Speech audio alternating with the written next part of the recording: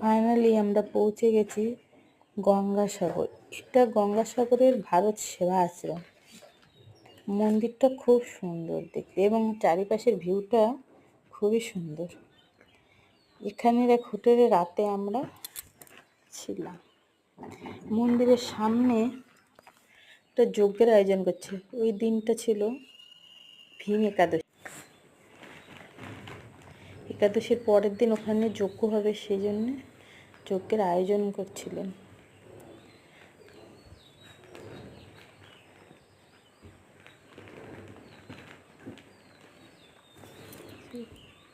এটা আমার মা, এটা আমার ছেলে, আমার মেয়ে, আমি আর আমার দিদির মেয়ে এবং আমার হাজবেন্ড। আমরা এই কয়জনেই গেছিলাম ওখানে ঘুরতে। এই যে আমার মেয়ে হাসছে।